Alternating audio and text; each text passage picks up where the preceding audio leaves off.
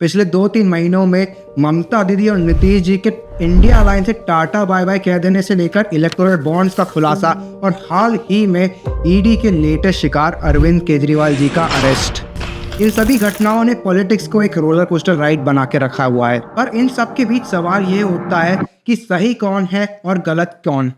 क्या जनता को एक ही साइड का नैरेटिव चिपकाकर बेवकूफ बना जा रहा है? उन्हें गुमराह किया जा रहा है? और अगर ये सब गलत हैं तो आखिर इनकी सच्चाई क्या है?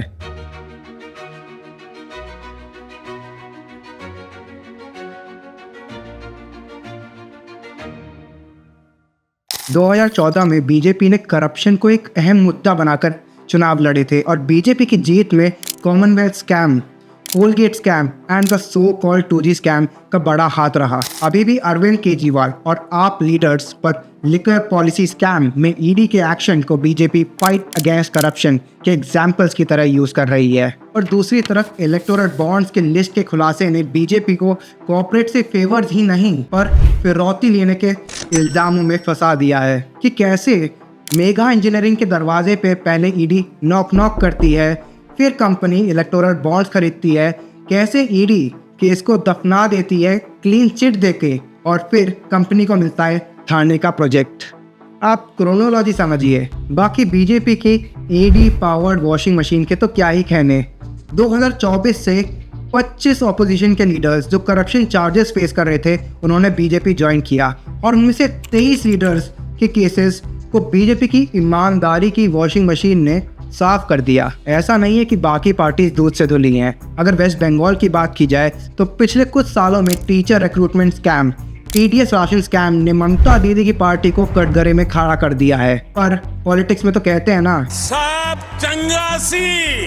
जब आकाश बैनर्जी ने TMC के राज्यसभा MP और farmer born Vita quiz master Derek O'Brien से घोटालों का जिक्र किया तो वो उनको पॉलिटिकल बॉन्ड से कंपेयर करके ट्रेनीज बताने लगे। Because every other day you've had these so many scams, the job scam, the teacher scam, the education scam. Are you admitting to that fact that there has been a plethora of these scams that have come out? When you come to electoral bond and the way ED and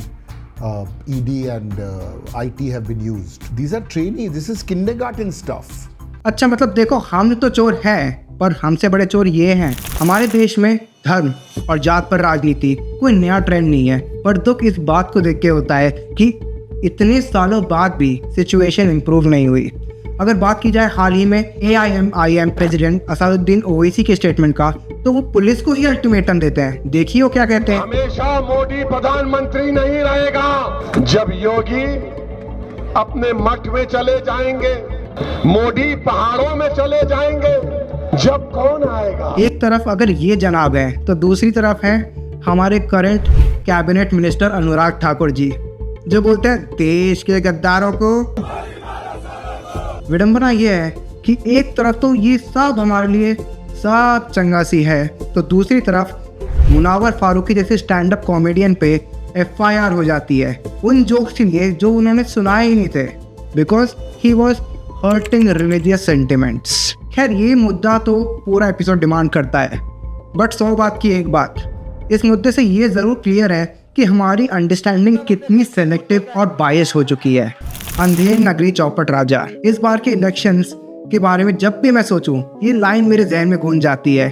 अब हाल ही कुछ ऐसे हैं इस चुनाव के, चलिए ये देखिए। हम नहीं मानते कि हम अपने नाम से या अपने काम से जीतेंगे। हमारा ये मानना है कि हम हमारे प्रधानमंत्री जी के अच्छे कर्मों से, उनके परिश्रम से, उनके नाम से, उनके बल से हम जीतेंगे। यही नहीं, अभी और सुनिए। हमारे जो प्रधानमंत्री हैं वो साक्षात श्री राम का अंश हैं। कंगना दीदी कैंडिडेट के नाम और काम पे नहीं परंतु अपने सुप्रीम लीडर के नाम पे वोट मांग रही हैं।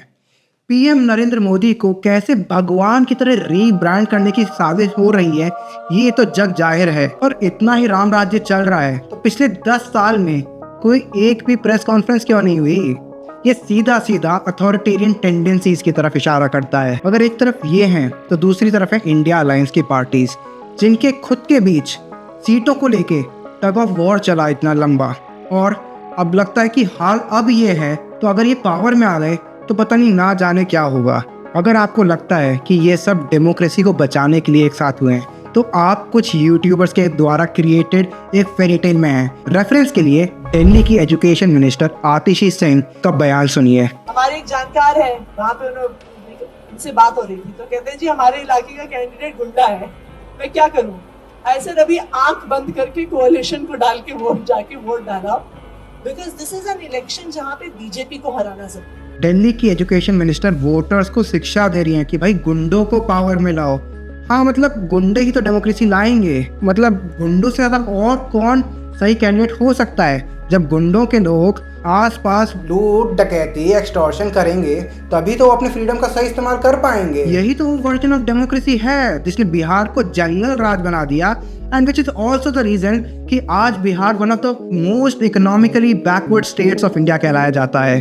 हाँ, यही है डेमोक्रेसी। इस कोलिशन का एजेंडा और देश के लिए विजन बिल्कुल क्लियर नहीं है, और देश के लिए ये चिंता की बात है कि we are lacking strong opposition जो कि सिर्फ प्रॉब्लम्स की बात करती है पर सोल्यूशन की नहीं। इंडियन पॉलिटिक्स का खोखलापन कोई नया फैक्ट नहीं है जो हम सामने ला रहे हैं, पर दुख इस बात को देख के होता है कि कैसे देश का मीडिया एक तरफा नैरेटिव्स पेश कर गुमराह कर रहा है जनता को। मैं यहाँ सिर्फ गोदी मीडिया की बात नहीं कर रहा हूँ, पर मेरा सवाल उन इंडिपेंडेंट मीडिया और यूट्यूबर से है जो एक तरफा नैरेटिव पेश करते हैं सिर्फ।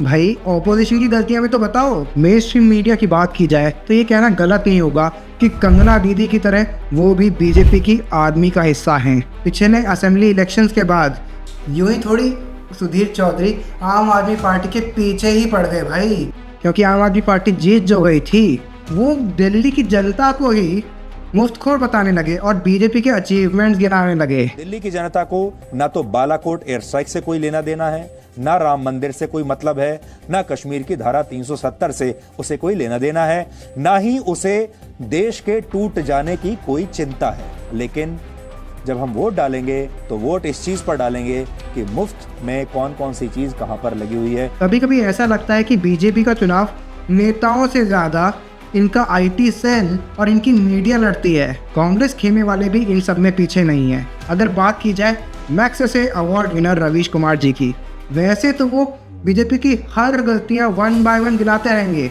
पर जब बात आएगी teacher recruitment scam of Bengal की या संदेश खाली की इंसिडेंट की, तो उनका भी अप्पा डब्बा जब्बा हो जाता है। अरे भाई, यहाँ कहाँ गया आपका पारदर्शी journalism? Media as a pillar of democracy सचमुच खतरे में है।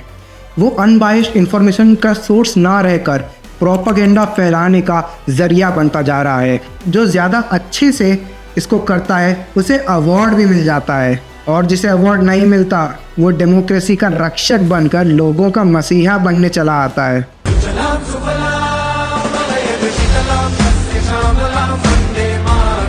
मैं इस बात से पूरी तरह एग्री करता हूँ कि अपनी रिसर्च और वीडियो से ध्रुव राठी जैसे यूट्यूबर्स ज़रूर गवर्नमेंट की मिस गवर्नेंस को एक्सपोज करते हैं, पर जब बात आती है केरला के इकोनॉमिक सिचुएशन की, पंजाब के एक्सट्रीमिज्म की या संदेश खाली इंसिडेंट की, तो क्यों ये लोग मौन व्रत धारण कर लेते हैं? संदेश खाली में जब टीएमसी के बाहुबली नेता शाहजहां शेख और उनके गुंडे विमेन डिग्निटी और लॉ एंड ऑर्डर की धज्जियां उड़ा रहे थे, तब कहाँ थे ध्रुव राठी? जैसे हाथरस रेप की सच्चाई को जनता तक पहुंचाया, वैसे ही इसकी भी तो बात करो। ये डबल स्टैंडर्ड्स क्यों? मैं यहाँ वॉट अबाउटिज्म नहीं करना चाह रहा। मैं मानता हूँ कि दोनों ही घटनाएं देश के लिए बहुत ही गंभीर हैं और विमेन सेफ्टी एक इम्पोर्टेंट मुद्दा भी है हमारी सरकार के लिए। बट मेरा क्वेश्चन ध्रुव राठी से है कि ये सेलेक्टिव टारगेटिंग क्यों कर रहे हैं? Kanhaiya Lal murder case, Rameswaram cafe blast जैसी घटनाएं जब देश में हुई तो कहाँ थे ध्रुव राठी? बेचारे गांधारी बने हुए थे क्या? यूट्यूबर्स की बात कर रहे हैं तो श्याम शर्मा जी को कैसे बोल सकते हैं जो हर समय राइट विंग का नाम जपते रहते हैं? इन्हें इलेक्टोरल बॉन्ड्स में कोई क्विड प्रो क्यो अरेंजमेंट समझ नहीं आता है और इन्हें लगता है उसके साथ तो भाई सब चंगासी। और अगर अपने मेंटर अमित शाह जी से इन्होंने थोड़ी ट्रेनिंग नहीं होती तो इनको क्रोनोलॉजी ज़रूर समझ में आती। अपने व्यूअर्स को सिलेक्टिव डेटा दिखाकर बताते हैं कि ये सब कंपनीज सभी पार्टीज़ को फंडिंग दे रही हैं, पर वो मेगा इंजीनियरिंग का नाम लेना कैसे भूल जाते हैं जिसकी बात हमने वीडियो की शुरुआत में की थी। अपनी भक्ति से इन्हें फुर्सत मिले तब तो ये मोदी जी से सवाल करें मणिपुर पे, पर अगर इनकी वीडियो देखें तो मालूम पड़ेगा ये मणिपुर के डिवीजन को देश में प्रमोट कर रहे हैं। कुकीज और नागास के बीच में अक्सर डिसएग्रीमेंट होती है, लड़ाइयाँ भी होती हैं, लेकिन क्योंकि दोनों क्रिश्चियंस हैं, अक्सर वो मेटेस के खिलाफ यूनाइटेड खड़े होते हैं, क्योंकि हीदन से बड़ा दुश्मन और कौन हो सकता है। सर जी 24 घंटे लगातार नेहा कक्कड़ के गाने सुन लेंगे, लेकिन मेटेस को सपोर्ट नहीं करेंगे। सच्चाई तो ये है कि ये एक नैरेटिव बिल्ड करना चाहते हैं जो इन्हें और इनके ऊपर वालों को सूट करे, और इस चीज का शिकार होने के लिए हम जनता को भी क्लीन चिट नहीं दे सकते जो कि कंफर्मेशन बायस का शिकार हैं। ब्रिटानिका कंफर्मेशन बायस को कुछ ऐसे डिफाइन करता है: people's tendency to process information by looking for or interpreting information that is consistent with their existing beliefs. This biased approach to decision making is largely unintentional, and it results in a person ignoring information that is inconsistent with their beliefs. इस समय ज़रूरत है कि media दोनों पक्षों के pros and cons जनता के लिए सामने पेश करे, इसीलिए ही नहीं कि जनता अवेयर हो सके, पर इसलिए भी क्योंकि जो पोलराइजेशन इस टाइम पे क्रिएट हो रहा है उसे कम किया जा सके। यही कोशिश डीक्लटर की टीम की भी है, और अगर आप भी इसी कोशिश का हिस्सा बनना चाहते हैं तो वो जो नीचे दिख रहा है ना शेयर वाला बटन, उससे ये वीडियो और लोगों को भेजिए, और अगर वीडियो अच्छा लगे तो लाइक ज़रूर कीजिए, और अगर इस तरह के कंटेंट को आप फॉलो करना चाहते हैं तो हमारे चैनल को सब्सक्राइब भी कीजिए।